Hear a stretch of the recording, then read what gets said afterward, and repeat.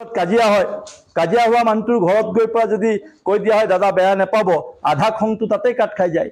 যেতিয়াই আমি সমাজত এনেকুৱা এটা বস্তু লৈ পৰা আহিম, এনেকুৱা কৰ্ম আমি কৰিবলৈ যাম, তেতিয়া মই নাভাবোঁ কোনো আমাৰ অসমীয়া মানুহে ক'ব যে তই মাৰোৱাৰী ইয়াত কেলে আহিলি, কেতিয়াও হ'ব নোৱাৰে।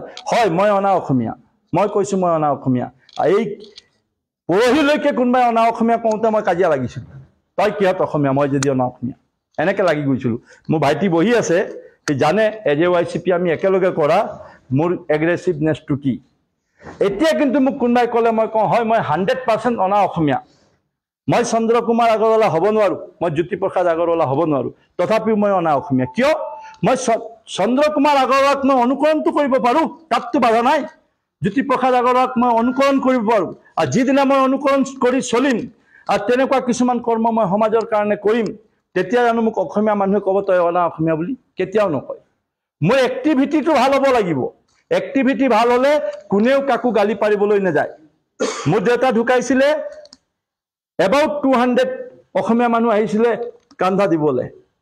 সকামততো আমি গাঁৱলীয়া মানুহ, কোনো হিচাপে নাই কিমান কোন আহিছে। আৰু কোনোবা আমাৰ অসমীয়া সমাজত কাৰোবাৰ ঘৰত বেমাৰ হোৱা খবৰ পাওঁ, মৰি যোৱা খবৰ পাওঁ, সকামৰ খবৰ পাওঁ, নিশ্চয় গৈ পৰা তাত আমি যোগ দিওঁ। গতিকে অসমীয়া অনা অসমীয়া শব্দ যিটো আহি পৰিছে, এয়া অকল আমাৰ নিজৰ বহুত দুখ আছে। আজি এজন মাৰোৱাৰী মানুহ বা বিহাৰী মানুহ বা বেংগলী মানুহ কোনেও বেয়া নাপাব, মই শুধৰণিৰ কাৰণেহে এইখিনি কথা কৈ আছোঁ। আপুনি ইয়াত দোকান খুলি পৰা ব্যৱসায় চলাই আছে, ইণ্ডাষ্ট্ৰি খুলি পৰা ব্যৱসায় চলাই আছে, কিন্তু আপোনাৰ দোকানত যদি এজন অসমীয়া ল'ৰা যায়, আপুনি তাক হিন্দীটো 90% থাকে, 1% আপুনি অসমীয়াত মিলাই পৰা কথা কয়। কিয় ভাই? আপোনালোকে যেতিয়া ইয়াত থাকিছে, ইয়াত ব্যৱসায় কৰিছে, ইয়াৰ হাৱা পানী খাইছে আৰু ইয়াত ব্যৱসায় কৰি কোটি কোটি টকা ঘটিছে, তেতিয়া কি অসমীয়া ভাষাটো শিকাৰ আমাৰ অধিকাৰ নাই নেকি? আজি দেৰগাঁও এটা সৰু চহৰ, সেই চহৰটোত আজি ইমান ডাঙৰ এটা ব্যৱস্থা কৰিলে যে আমি অসমীয়া শিকাম, আপোনালোকে শিকক, প্ৰয়োজন হ'লে দেওবাৰে দেওবাৰে ঠাকুৰবাৰীত আপোনালোক আহক। ৰাইজে কৈছে কোন কোন, মই ব্যক্তিগত নাম কাৰো নকওঁ, আপোনালোক আহক, আমি আপোনালোকক অসমীয়া ভাষা শিকাম, প্ৰাথমিক জ্ঞানটো দিম। মোৰ কথাটো কিন্তু তাত ওলোটা আছে, মোৰ নিজৰ ইচ্ছা হ'ব লাগিব।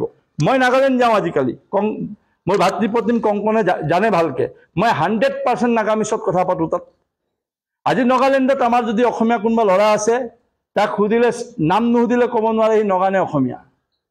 এই নগা ভাষাও শিকি গৈছে। আজি কলিকতাত থকা আমাৰ মাৰোৱাৰী বিজনেছমেনজন, সি আমাৰ ইয়াত অসমীয়া নকয়, হা দাদা আছেন, কি খবৰ? যোৰহাট আমাৰ অসমৰ ভাষাটো বেয়া নেকি শিকিবলৈ? আমি আৰম্ভ কৰিব লাগিব আমাৰ ঘৰৰ পৰা। ঘৰত যেতিয়া আমি শিকিম, ঘৰত যেতিয়া মাতষাৰ দিম, আমাৰ ল'ৰাটোৰ ডবল ডেভেলপমেণ্ট হ'ব। এই থলুৱা ভাষা শিকি গ'ল, ইংৰাজী শিকিলে তাৰ ডেভেলপমেণ্টৰ কাৰণে সি চিন্তা কৰিছে অসমৰ বাহিৰত যাম, য'ত যাম শিকি ল ভাই। আৰু হিন্দী শিকিছে আমাৰ ৰাষ্ট্ৰীয় ভাষা, কিন্তু আমাৰ নিজৰ ভাষা আমি জন্ম হওঁতেই যিটো আমাৰ কাণত গুজ মাৰিছিলে, সেই ভাষাটোক এলাগি কৰি আমি নতুন কিবা এটা কৰিবলৈ যোৱাটো মই নাভাবোঁ বহুত ভাল কাম। গতিকে মই আহ্বান জনাইছোঁ, যদি ইয়াত ব্যৱসায় কৰি আছে, যদি ইয়াত থাকিবলৈ আছে, যদি একাকাৰ হ'বলৈ মন আছে, তেতিয়াহ'লে এই ভাষা সংস্কৃতিক আমি আঁকোৱালি ল'ব লাগিব। ডিঙিত গামোচা ল'বলৈ লাজ কৰিলে নহ'ব। দুপাট্টা আৰু গামোচাতনো কি পাৰ্থক্য আছে?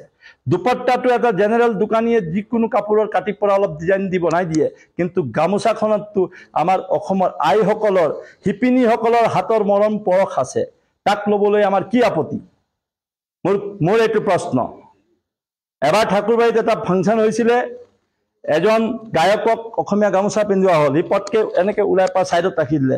মই মাইকটো তাৰ হাতৰ পৰা ল'লোঁ, do you know' what is this? এইটো আমাৰ সন্মান হয়, আমাৰ দেশৰ প্ৰতীক হয়, তোক ঘাম মুচিবলৈ দিয়া নাই। সেইগুলো মোকতো কোৱা নাই, মই উদ্যোক্তাসকলক ক'লোঁ আপোনালোকে প্ৰথমে ক'ব লাগে যেতিয়া গামোচাখন দিয়ে, বাহিৰৰ মানুহজনে নাজানিব পাৰে কি কাৰণে দিছে। সি এনেকৈ ডিঙিৰ পৰা উলিয়াই তলত পেলাই দিলে আমাৰ সন্মানত লাগে, আমাৰ সন্মানত লাগে। প্ৰথম বস্তুটো এইখিনিত আছে।